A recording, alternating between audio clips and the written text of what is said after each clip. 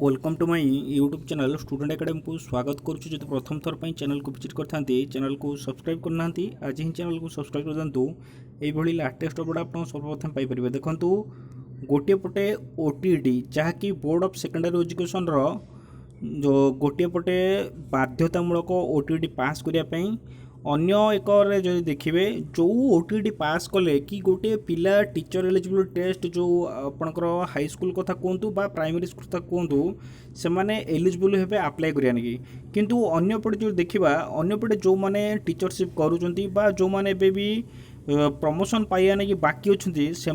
बाध्यतामूलक OTET ता सहित जो माने नुआ करी माने जो आस्पिरेंट्स अच्छी से भी ओटीईटी बाध्यतामूलक जहाँकि बर्तमान जो जना पड़ुची कि पूर्वर गोटे नोटिस आसाला कि प्रमोशन ओटीईटी बाध्यतामूलक नहीं नुहे ये जो नूतन सरकार भावे जो बीजेपी सरकार जो गठन होगा से जो देखिए पूर्वर गोटे भी नोटिस आसाला जो नोटिस कि ओटीईटी कौन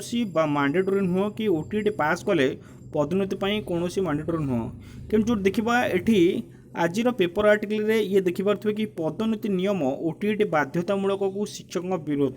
जो थी कि ओटीईटी मैंडेटरी कराई कि जो ओटीईटी आप पास करेंगे ताहले आपन को प्रमोशन मिल जदि पास न करें ताहले जो रही से हम प्रमोशन हो पार ना। ये देखिपे ये है 13 न पेपर जो थी कि प्राथमिक शिक्षक पदोन्नति क्षेत्र में ओटीईटी योग्यता बाध्यतामूलक शिक्षक मैंने विरोध कर जानी पूर्वर जिते सरकार जो मैंने वर्तमान जो अच्छा टीचरशिप कार्य कर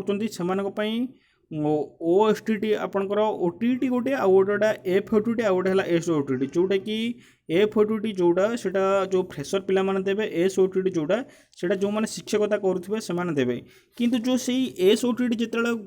देखिथिबे एस ओटीटी मात्र थरे एग्जाम हेची आउ बिल्कुल होय नै एबे सबू से ओटीईटी फॉर्मेट रे ही चली आउ एफ ओटीटी नहीं कि एस ओटीटी नहीं। वर्तमान जो देखा एस ओटीटी जो इन सर्विस जो मैंने अच्छा एस ओटीटी रे मार्क कमाइवाई बहुत थर दाबी किंतु से दाबी शुणी ना सरकार। ये जो कहे यही परिप्रेक्षी में जयपुर प्राथमिक शिक्षक संघ पक्षर मुख्यमंत्री उद्देश्य दायीपत्र प्रदान कर एक शोभा शुक्रवार जयपुर गोष्ठी शिक्षा अधिकारी जो चंदन कुमार नायक को दाबीपत्र प्रदान करते संघ सभापति जो देवी प्रसाद दास नेतृत्व में शताधिक शिक्षक शिक्षयित्री उपस्थित थे। उक्त दाबीपत्र प्राथमिक शिक्षकों पदोन्नति क्षेत्र में ओटीईटी योग्यता को नहीं जो विभ्रांतिकार पदक्षेप नि शिक्षक महल में उद्वेग प्रकाश पाई उल्लेख कराई। पूर्व जो देखिए ओटीईटी आउ मैंडेटरी नुह प्रमोशन किंतु एबे पुणी जो लिखित आकार जो दिखाई से उद्वेग प्रकाश पाई जो कि ओडिशा प्राथमिक शिक्षक पदोन्नति नियम 1997 रु 2019 कौन धारा किंबा उपधारा ओटीईटी योग्यता को भित्ति करी प्राथमिक जो शिक्षक मान पदोन्नति देवा उल्लेख करा जाए नहीं। आपड़ देखिथिबे 1997 रु 2019 पर्यंत जेते सब रूल आउ नियम रही से कौन ना कि मैंडेटरी आपड़ ओटीईटी पास करेंगे तापर जाई प्रमोशन पाइबे ये कौ धारा भी उल्लेख नथिला किंतु ओटीईटी जहाँकि समस्त निमंते प्रযোज्य नुहे तार आड़ दिखाई विभाग उच्च पदाधिकारी पदोन्नति पथरोध करने केते दूर युक्तियुक्त बोली दायित्व दर्शाई। ये जो देखिए से कहुच कि जदि ओटीईटी पास करेंगे ना ताल पदोन्नति दि जाए ना जहाँकि से आड़ देखा से जोड़ा हक बा जो मानकर से जोड़ा निहाती दरकार कि जो मैंने 6 वर्ष है चाकरी सर्विस पूरे सारे कि जो मैंने 8 वर्ष है चाकरी सर्विस पूरे सारे से जोड़ा हक अच्छी प्रमोशन नबार अच्छी सेटा देखिए उच्च पदाधिकारी जो मैंने अच्छा सेटा को पथरोध करुँच पथरोध कर तेणुक जो देखा 11/2/2011 तारीख पूर्व निजुक्ति समस्त प्राथमिक शिक्षक मानक ओटीईटी लागू न करने स्पष्टीकरण दिखाई। पूर्व गोटे नोटिस आसाला 11/2/2011 तारीख पूर्व जो मैंने अच्छा जो टीचर मैंने अच्छा से ओटीईटी लागू न करने स्पष्टीकरण दि जाइए किंतु यही निर्देशनामा को प्राथमिक शिक्षा निर्देशालय द्वारा खोलाखोली उल्लंघन कराई। यही जो नोटिस आसाला 11/2/2011 पूर्व जो मैंने निजुक्ति पाई से ओटीईटी देले चलो नदेले ना किंतु बर्तमान जो देखा से ही नियम को उल्लंघन करा कोरापुट जिला शिक्षा अधिकारी द्वारा प्रकाशित